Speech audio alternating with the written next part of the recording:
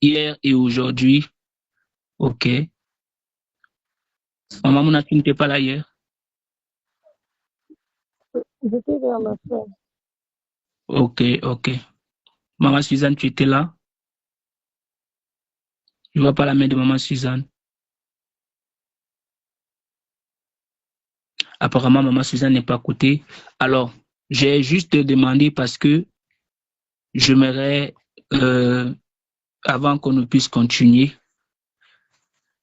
ceux qui étaient là aujourd'hui, ok, ceux qui étaient là aujourd'hui, j'aimerais savoir qu'est-ce que vous avez reçu et ce qui vous a vraiment béni pendant l'enseignement que le pasteur David nous a donné.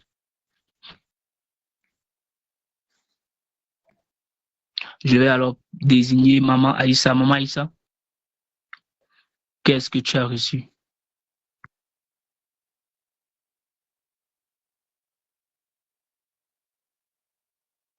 Maman Amen, Aïssa, pasteur Ronald. qu'est-ce que tu as reçu? Qu'est-ce que tu as compris? Bon, ce que moi j'ai compris, c'est que le pasteur nous a dit de ne plus laisser l'accès à l'ennemi, de ne plus laisser l'accès à l'ennemi dans nos vies. Plus nous tombons, à chaque fois que nous tombons, nous reprenons tout à zéro. À chaque fois que nous tombons, nous reprenons tout à zéro. La marche chrétienne revient à zéro. Donc c'est ça que j'ai compris. Et comme il nous a fortifié, il a dit que nous devons plus laisser l'accès à l'ennemi, que nous devons tenir ferme face à toute tentation. Nous devons tenir ferme. Donc, c'est ça que j'ai reçu. Merci. Maman Tatiana. Ce que j'ai retenu aujourd'hui, pasteur David a parlé des tentations répétées et intenses dans la vie dans nos vies, en fait. Ici, il a dit que, en fait, ce que j'ai retenu, c'est que parfois, c'est porte à cette tentation-là. On fait entrer le doute dans nos vies, la méchanceté, la malhonnêteté, et parfois on se soumet aussi au mal. Et il a dit aussi que derrière les tentations répétées et plus intenses se cache une gloire, une couronne de gloire, voilà, une couronne de gloire, des bénédictions. Et que derrière ça, Dieu nous réserve du bonheur. Donc, on ne doit pas baisser les bras. Chaque fois on se sent tenté, on se sent tenté par le diable, qu'on ne baisse pas les bras. Derrière ça, il y a le bonheur qui arrive. Et le diable combat tout ce qui est, tout ce qui est bien. Tout ce qui est bien. Voilà, c'est ce que moi j'ai retenu. Gloire à Dieu. Le diable combat tout ce qui est bien. Merci beaucoup, Maman Tatiana. Merci, Maman Aïssa. Merci à tout le monde. Au fait, comme le temps, je pense que déjà 2 personnes suffisent parce que ça prouve que vous étiez là, vous avez suivi de long en large ce que l'homme de Dieu a prêché ces 2 jours. Je bénis le Seigneur pour les 2 enseignements que nous avons reçus hier et aujourd'hui sur les attaques sataniques. Sur les attaques, je pense que le pasteur David a également touché certains, comment on appelle, il a aussi parlé des solutions, qu'est-ce qu'il faut faire pour ne pas tomber dans ces choses. Un enfant de Dieu sera toujours tenté. Il a donné l'exemple du Seigneur Jésus qui était tenté par le diable, mais il n'a pas cédé. C'est-à-dire la tentation, c'est normal. Dieu ne nous tente pas, Dieu nous éprouve, mais la personne qui nous tente, c'est le diable. Parce que la tentation ici consiste à nous faire tomber. Les épreuves ici viennent nous tester, nous évaluer pour voir à quel niveau nous sommes. Et celui qui réussit à surmonter la tentation, c'est celui-là qui peut recevoir la couronne de vie. Il y a la gloire que Dieu a réservée, comme Maman Tatiana venait de dire. Une fois que vous verrez une tentation s'élever, c'est le moyen ou c'est l'occasion au travers, n'est-ce pas, de laquelle une occasion que le Seigneur veut utiliser pour nous bénir. Parce que Dieu, parfois, il voit les tentations qui viennent vers nous, mais parfois, il ne réagit pas parce que il sait que, quelles que soient les tentations, on sera plus que vainqueur parce qu'il nous a donné son esprit et son esprit nous aide à vaincre ces tentations. Et lorsque nous parvenons à vaincre ces tentations, nous recevons notre récompense. Mais si nous ne cédons pas, ou plutôt si nous cédons à la tentation, c'est Satan aussi qui gagne. Et si Satan gagne, il peut facilement nous contrôler, il peut facilement amener des problèmes dans nos vies. Voilà pourquoi je vais nous encourager, bien-aimés, à ne pas céder à la tentation. Aujourd'hui, nous allons continuer dans le même élan avec ce que nous avons déjà écouté.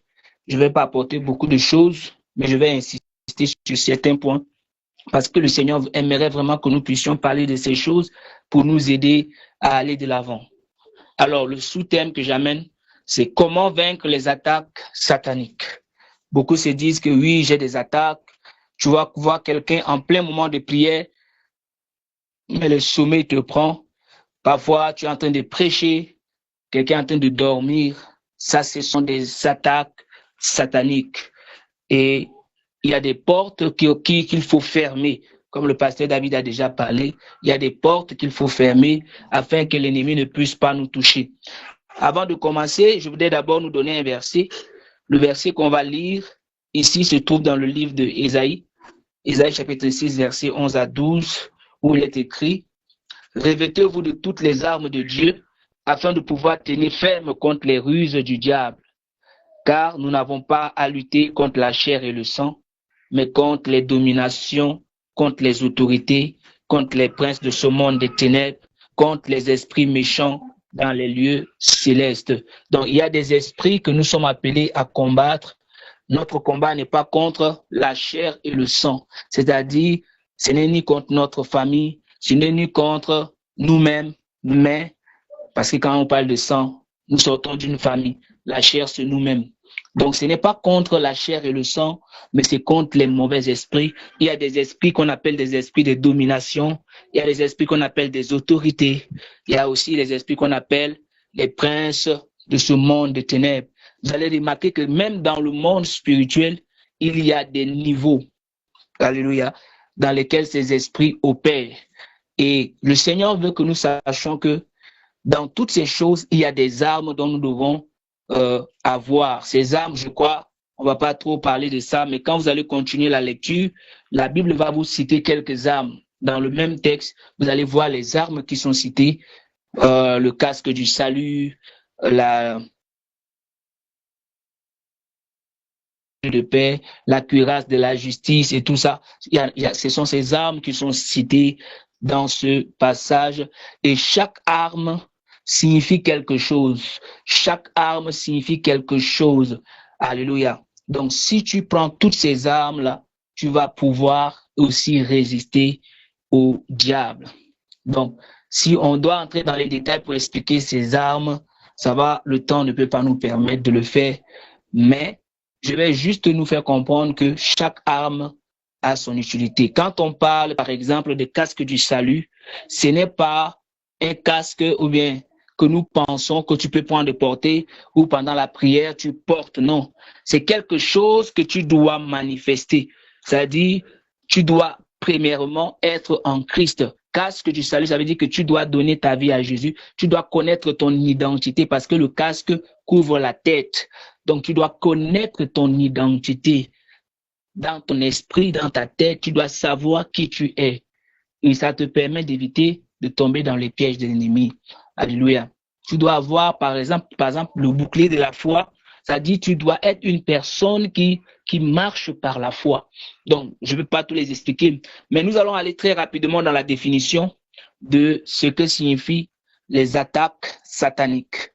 Les attaques sataniques, hier, chacun a donné sa définition. Je viens encore avec une définition. Donc, les attaques sataniques, bien-aimés, sont l'ensemble des ruses et offensives de Satan destinées à détourner le croyant de Dieu. Ça, ce sont les attaques sataniques. Affaiblir sa foi, interrompre sa destinée, détruire sa paix et empêcher l'accomplissement du plan divin dans sa vie. Lorsque le diable nous combat, bien aimé, le diable ne nous combat pas parce que nous sommes riches. Le diable ne nous combat pas parce que nous avons beaucoup de richesses et il convoite. Non. Le but final de Satan, c'est de rompre ou de t'empêcher d'entrer dans le plan divin. Tout ce que le diable fait, c'est de t'empêcher de voir le plan de Dieu s'accomplir dans ta vie. Bien-aimé, tu peux réussir dans le monde, mais si le plan de Dieu n'est pas accompli dans ta vie, ça veut dire que tu as échoué. Donc, il y a un plan que Dieu a établi.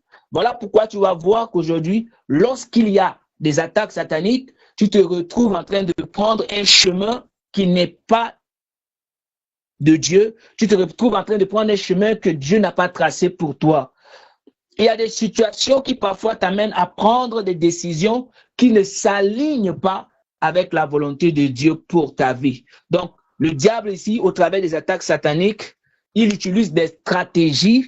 Quand on parle des stratégies, c'est-à-dire des ruses, il trouve des moyens possibles afin de te détourner au travers, n'est-ce pas, des attaques. Quand on parle de l'offensive, on parle des attaques. Le diable, lui, il attaque les enfants de Dieu.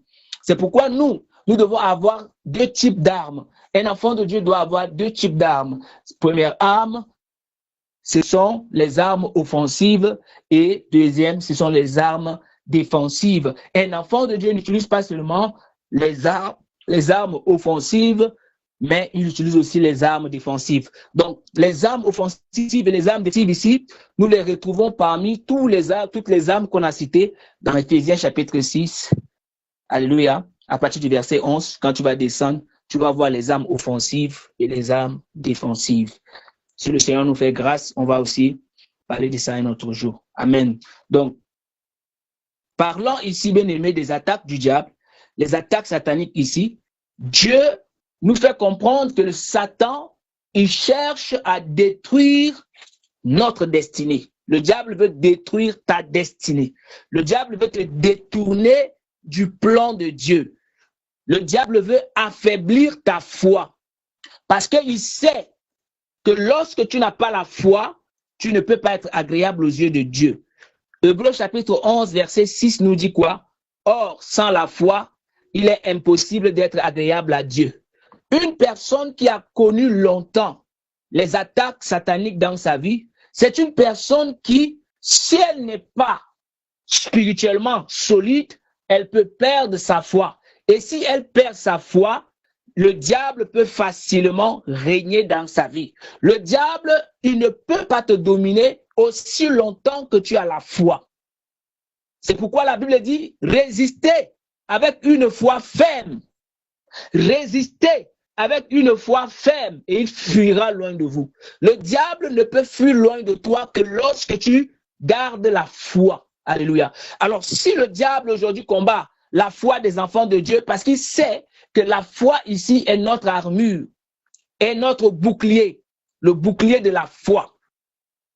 Donc, il cherche à tout prix à te décourager, à t'amener à dire que j'ai déjà trop prié, j'ai déjà trop gêné, j'ai déjà trop servi Dieu, j'ai déjà trop fait ceci et cela. Et lorsque tu vas commencer à désespérer, il va facilement t'avoir. Bien-aimé, tu ne dois pas perdre ta foi.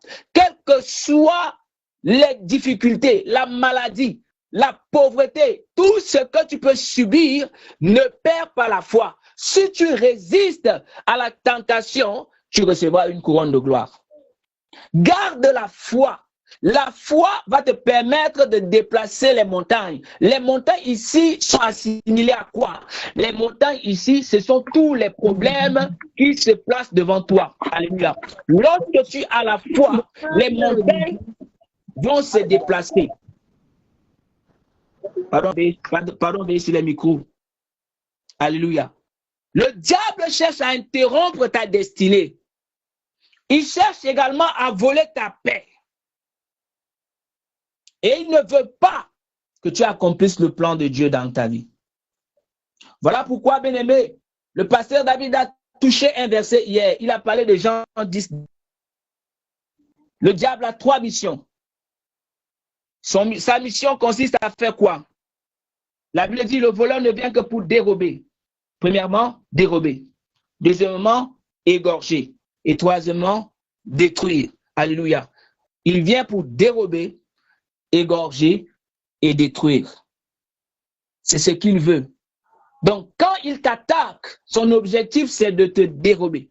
C'est de t'égorger ou te détruire carrément. Alors, tu dois veiller. Jésus dit, moi, je suis venu afin que les brebis aient la vie et qu'elles soient dans l'abondance.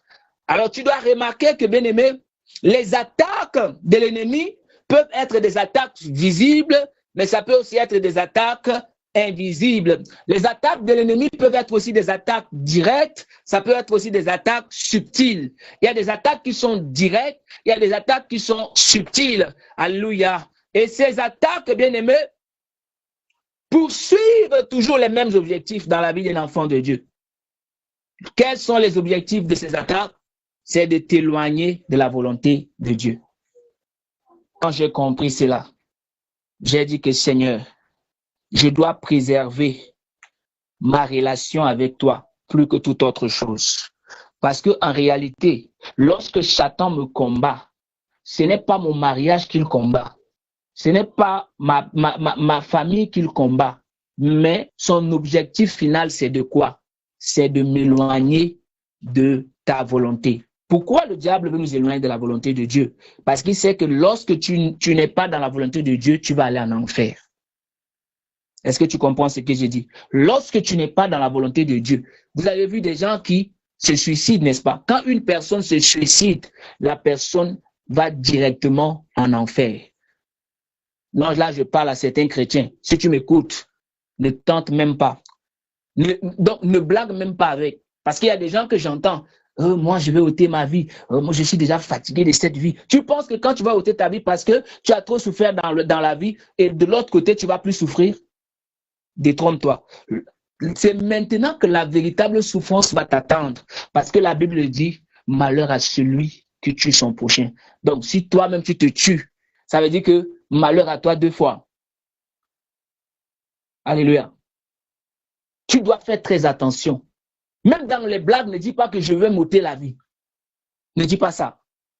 Parce que le diable a poussé des gens juste à cause des richesses de ce monde, tellement que la personne souffre, la personne finit par elle-même se donner la mort. Bien aimé, ce monde est passager. Et ce monde-là est passager. Nous allons quitter ce monde un jour. Nous allons laisser tout ça.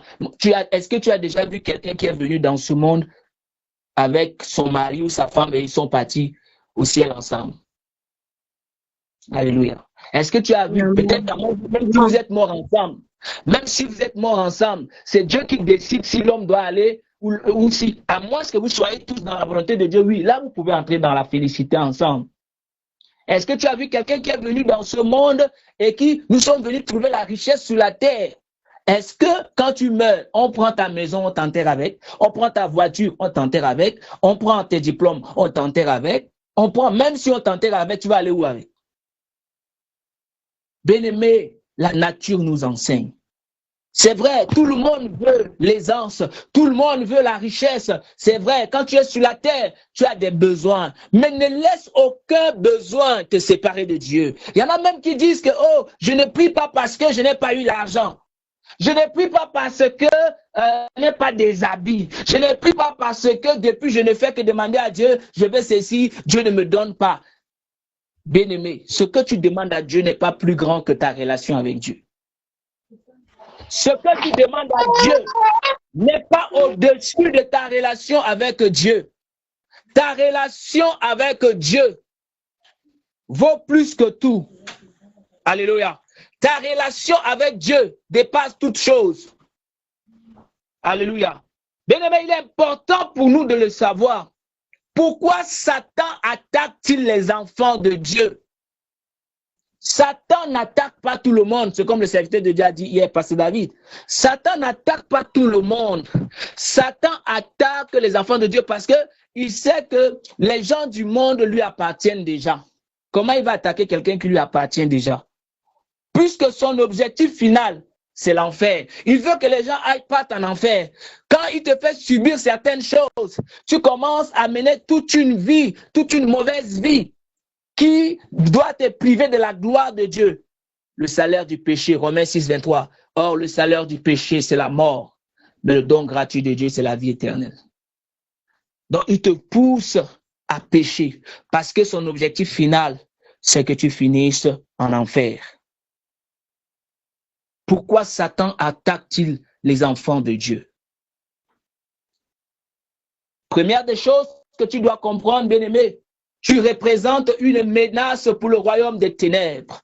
Tu représentes une menace pour le royaume des ténèbres. Au travers de toi, beaucoup des âmes peuvent être sauvées. Alors Satan est jaloux. Tu représentes une menace. Lorsque tu pries à minuit ou à 12 heures ou à n'importe quelle heure, ta prière bloque certaines opérations maléfiques. Peut-être tu ne le sais pas. Même ta louange que tu es en train de chanter, tu es là peut-être en train de chanter « Oh mon Dieu, qui est bon comme toi ». Tu commences à chanter quelque chose comme ça, mais ça bloque certaines opérations maléfiques. Alléluia. Il y a la puissance dans la vie d'un enfant de Dieu. Lorsqu'un enfant de Dieu arrive quelque part, il y a tellement de choses qui sont bloquées dans le monde des ténèbres. Peut-être tu ne réalises pas combien de fois tu as de la valeur. Tu ne réalises pas combien de fois tu es une menace pour le royaume des ténèbres. Voilà pourquoi le royaume des ténèbres te combat. Voilà pourquoi eux, ils te combattent. Toi, tu ne sais pas, mais ils te combattent tous les jours. Ils poussent les gens à te manquer de respect. Ils poussent les gens à te blesser. Ils poussent les gens à faire ceci, à faire cela, pour que ton cœur soit attristé. Et dès que tu es attristé, ou dès que tu te fâches, ça leur donne des ouvertures. Ne tombe plus dans le piège de Satan. Alléluia. Alors ici, bien-aimé, un enfant de Dieu, c'est celui qui porte la lumière de Christ. Il y a une lumière qui luit en toi. Un enfant de Dieu, c'est celui qui annonce l'évangile. Un enfant de Dieu, c'est celui qui possède l'autorité. Tu as de l'autorité au nom de Jésus. Un enfant de Dieu, c'est celui qui hérite du royaume de Dieu. Tu es héritier. Alors quand le diable te voit, ça l'énerve, ta tête l'énerve, parce que tu iras là où lui ne peut pas être. Lui, il a été chassé. Et toi, tu vas aller, tu es co-héritier de Jésus-Christ. Tu es héritier du royaume de Dieu. Tu es héritier de Dieu. Alors, il est jaloux de toi. Voilà pourquoi Satan te combat. Voilà pourquoi Satan ne veut pas de ton bien. Alléluia. Bien-aimé, je vais demander à maman Edith. Elle va nous faire la lecture dans le passage que nous avons eu à lire hier. 1 Pierre chapitre 5, versets 8 à 9. 1 Pierre chapitre 5, versets 8 à 9.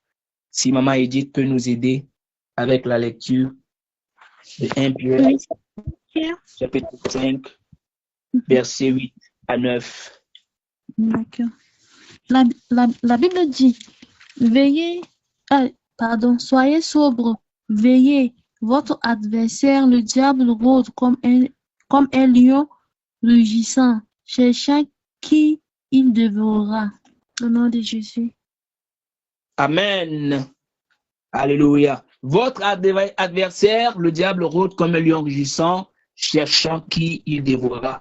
Mais avant d'arriver là, il dit veillez, veillez. Veiller, ça veut dire quoi?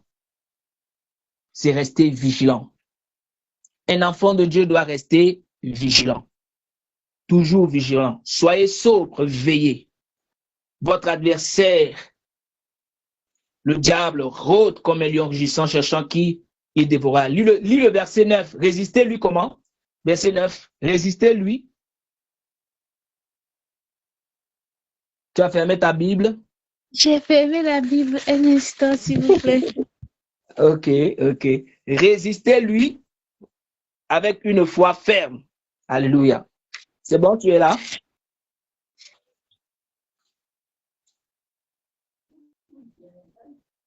Ok, on continue. Amen. Résistez-lui avec une foi ferme et il fuira loin de vous. Gloire à Dieu. Amen. Il fuira loin de vous. Tout à l'heure, je disais que la foi nous permet de chasser le diable. Et quand le diable te combat, tu perds la foi. Si tu ne fais pas confiance à Dieu, tu vas perdre la foi. Mais il est important pour nous de garder la foi.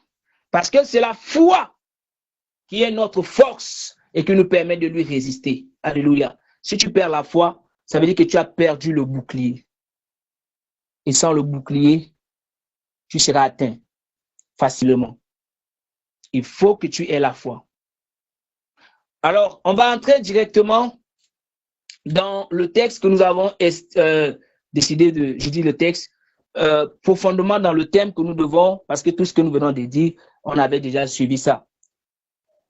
Quelles sont les armes pour vaincre les attaques sataniques? Quelles sont les armes? Première arme qu'un enfant de Dieu doit utiliser, notre première arme, c'est quoi? C'est la sainteté. Je le dis et je le répète encore. Bien-aimé, si tu es un chrétien, si tu ne vis pas dans la sainteté, même pas engagé un combat spirituel, tu te mets en danger. Est-ce qu'on se comprend? C'est comme quelqu'un qui va en guerre sans aucune protection. Lorsque tu t'engages dans un combat spirituel et que tu ne vis pas dans la sainteté, au lieu, parce que quand on part en guerre, soit on est vainqueur, soit on est vaincu. Dans la guerre, c'est ça. Soit tu es vainqueur, soit tu es vaincu. Bon, si tu vas en guerre et que tu n'es pas vainqueur, tu seras quoi? Tu seras vaincu. Alléluia. Ou même si tu n'es pas mort, tu vas ressortir avec des blessures. Tu vas ressortir avec des coups. C'est pourquoi tu vas remarquer que certaines personnes, depuis que je prie là, c'est comme ça que mon problème ne fait que s'augmenter. Pourquoi? Parce que tu ne vis pas dans la sainteté. Tu veux combattre, mais tu n'es pas habilité à combattre parce que tu n'es pas en règle. Tu n'es pas en règle. J'ai vu dans la Bible un jour, Dieu, il dit à son serviteur, au lieu que vous soyez nombreux pour aller combattre vos ennemis, ceux qui n'ont pas la foi, retirez-les. Alléluia. Ils sont restés 300 personnes. Des gens qui étaient nombreux. Dieu a dit à son serviteur, je veux juste 300 personnes. Amen. Pourquoi? Parce qu'il sait que parmi eux, s'il y avait des faiblards, s'il y avait des gens qui n'avaient pas la foi, on va les vaincre. Même s'ils sont 3000, même s'ils sont 5000, ils seront vaincus. Je préfère aller avec 300 qui ont la foi que 5000 personnes qui n'ont pas la, parmi lesquelles il y a des hommes qui n'ont pas la foi. C'est comme ça que Dieu voit les choses. C'est pour dire que même quand nous commençons la prière, je me rappelle au ministère à l'époque, quand on commençait la prière avec mon pasteur, quand on commençait la prière et qu'il voit, il vous regarde, il voit que toi tu blagues, il te dit bon, si tu es là et que tu ne crois pas à ce que nous sommes en train de faire, quitte maintenant. Quitte maintenant. Si par exemple on vient devant Dieu, on commence à prier, Seigneur, on veut 5 millions pour tel projet. Et qu'il regarde les yeux, il y en a qui commencent à dire 5 millions là, vous demandez 5 millions. Il vous regarde et dit que si quelqu'un est parmi nous ici, si tu n'as pas la foi, mieux tu te mets à l'écart. Laisse les gens qui ont la foi. C'est pourquoi même si 2 personnes ont la foi, il peut faire mal dans le camp de l'ennemi. Il peut faire mal dans le camp de l'ennemi. Que quand les gens sont nombreux, mais ils sont remplis de doutes. Vous savez pourquoi parfois le pasteur David supprime certaines personnes? Parce que dans l'intercession, on ne vient pas dans l'intercession parce qu'on veut être nombreux. Est-ce que vous comprenez? On ne vient pas dans l'intercession parce qu'on veut que oui, aujourd'hui là il y a overflow. Nous sommes combien? Nous sommes 30 personnes, nous sommes 50 personnes à prier. Et quand vous finissez de prier, rien. Parce que pendant qu'on prie, il y en a qui regardent Novelas. Pendant qu'on prie, il y en a qui regardent football. Pendant qu'on prie, il y en a qui parlent de leurs choses à côté. Pendant que je suis en train de prêcher, peut-être il y a des gens qui ne sont même pas avec moi ici. Bien-aimé, comment le diable ne va pas t'attaquer? Dans la présence de Dieu, quand tu viens, soit tu sors avec la bénédiction, soit tu sors avec la malédiction. Et quand tu es un enfant de Dieu, tu ne respectes pas les choses de Dieu, alors ça devient un moyen, ça devient une occasion pour lui de t'attaquer. Et quand il t'attaque, il va dire à Dieu, il est l'accusateur des frères. Tu ne vois pas qu'il néglige tes choses. Tu as dit que ta parole est sacrée, non? Tu ne prendras pas le nom de l'Éternel en vain, non? Il ramène la parole à Dieu. C'est comme ça que Satan fait. Il a présenté Josué, le sacrificateur, devant Dieu. Il a dit, regarde comment ses vêtements sont sales. Regarde Josué, comment il est. Je ne parle pas de Josué, fils de Nun. Regarde Josué, regarde comment il est. Regarde-le. Alléluia. Il a fallu que l'ange change son vêtement. Bien-aimé, dans le combat spirituel, il faut la sainteté. La Bible dit, Jacques 4, verset 7, soumettez-vous donc à Dieu, résistez au diable et il fuira loin de vous. Avant que tu résistes au diable, tu dois te soumettre à Dieu. C'est-à-dire, tu dois vivre dans la sainteté. Parce que la soumission à Dieu précède toujours la victoire sur Satan. Notre soumission à Dieu, notre obéissance à la parole de Dieu nous donne déjà la victoire sur Satan. La deuxième chose, c'est que tu dois utiliser la parole de Dieu. Utiliser la parole de Dieu comme arme. Je vois certaines personnes qui prient, mais ils ne connaissent pas la parole de Dieu. On combat le diable avec la parole de Dieu. On ne combat pas le diable, c'est je t'envoie le feu non seulement. Non, tu dois aussi parler, tu dois utiliser des versets bibliques dans tes prières. Alléluia. C'est pourquoi dans Matthieu 4, il est écrit, l'homme ne vivra pas de pain seulement, mais de toute parole qui sort de la bouche de Dieu. Pourquoi? Parce que la parole est l'épée du Saint-Esprit. La troisième des choses, c'est que tu dois persévérer dans la prière. Tu dois persévérer dans la prière. Un chrétien qui ne persévère pas dans la prière est facilement atteint. Tu dois persévérer dans la prière. Pourquoi? Parce que la prière te permet de détruire les forteresses spirituelles. Alléluia. Jésus leur adressa la parole. La parabole, dans Luc chapitre 18, verset 1, Jésus leur adressa une parabole pour montrer qu'il faut toujours prier et ne point se relâcher. J'ai déjà trop prié ce mois-ci, je dois un peu me reposer. Bien-aimé, il n'y a pas de repos. Tu dois prier jusqu'à la gare. Quatrième chose que tu dois utiliser comme arme, c'est le revêtement. On a cité ça. Tout à l'heure, j'ai parlé de ça. Tu dois revêtir toutes les armes de Dieu. On va citer ça tout à l'heure. Éphésiens 6, 13 dit, c'est pourquoi prenez toutes les armes de Dieu afin de résister, de pouvoir résister dans le mauvais jour et tenir ferme après avoir tout surmonté. Amen. Alors, les armes que nous devons revêtir ici sont lesquelles?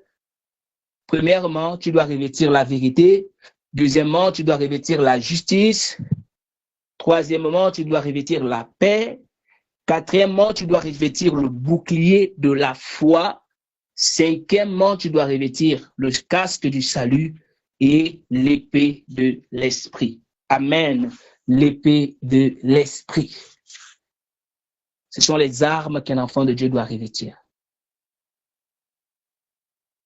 La cinquième des choses que tu dois posséder comme arme, c'est que tu dois exercer l'autorité du nom de Jésus. Il y a la puissance dans le nom de Jésus. Il y a la puissance dans le nom de Jésus qui brise les chaînes, brise les chaînes, brise les chaînes. There is power in the name of Jesus. Il y a la puissance dans le nom de Jésus. Alléluia. Lorsque tu utilises le nom de Jésus, comment tu l'utilises donc? Luc 10, verset 19 dit, voici, je vous ai donné le pouvoir de marcher sur les serpents et les scorpions et sur toute puissance de l'ennemi et rien ne pourra vous nuire. Et dans Marc chapitre 16, verset 17, si je ne me trompe pas, il dit, voici les miracles qui accompagneront ceux qui auront cru. Et quand tu vas voir la suite, il dit, en mon nom, ils chasseront les démons. En mon nom, ils chasseront les démons. S'ils prennent des breuvages mortels, cela ne leur fera aucun mal. Ils parleront de nouvelles langues. Ils saisiront des serpents. En mon nom. Au nom de qui? Au nom de Jésus. Alléluia. Donc, en tant que croyants, en tant qu'enfants de Dieu, nous combattons depuis la victoire de Christ. Victoire. Nous ne combattons pas pour obtenir la victoire, mais nous combattons au nom de Jésus. Quand je dis je combats au nom de Jésus, beaucoup ne savent pas pourquoi ils disent au nom de Jésus. Aujourd'hui, je vais t'expliquer pourquoi on dit au nom de Jésus. Quand tu dis je te chasse au nom de Jésus, ça veut dire quoi? Je m'appuie sur ce que Jésus a déjà fait. Est-ce que tu comprends? Quand je dis au nom de Jésus, ça veut dire que Jésus t'a déjà vaincu.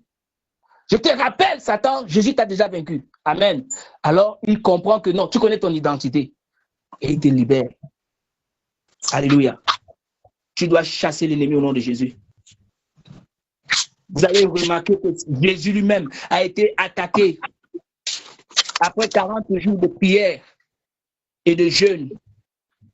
Même quand tu es rempli de l'Esprit de Dieu, tu feras face à des attaques.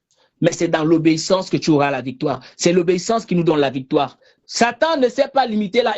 Tu peux parler en langue, mais Satan va t'attaquer. Il va te tenter. Mais il va voir si tu peux être obéissant. Il a tenté Jésus, mais Jésus est resté obéissant. Regarde, quelqu'un de calibre, Jésus, quelqu'un comme Jésus, mais Satan a osé l'attaquer. Qui sommes-nous? Il s'en fout de ton parler en langue. Il s'en fout de tes visions. Il s'en fout de ton côté charismatique. Il s'en fout de ton ancienneté dans la foi. Mais il va te tenter seulement. Il va te tenter. Même si tu es quelqu'un, tu pries les morts ressuscitent, il va te tenter. Parce qu'il sait que tu es fait de la chair. Et que moindre occasion, il va profiter. Même Moïse qui a parlé avec Dieu. Moïse qui a parlé avec Dieu. Mais Satan a réclamé son corps à cause de la colère. Job, ses fils, ses enfants ont été frappés, ont été tués. Satan a détruit ses biens. Satan a frappé sa santé. Mais Job est resté fidèle. Ça, ce sont les gens qui sont restés fidèles. Alléluia. Daniel était dans la fosse au lion. Ils ont complété contre Daniel. Mais à cause de la fidélité de Daniel, Dieu a fermé la gueule des lions.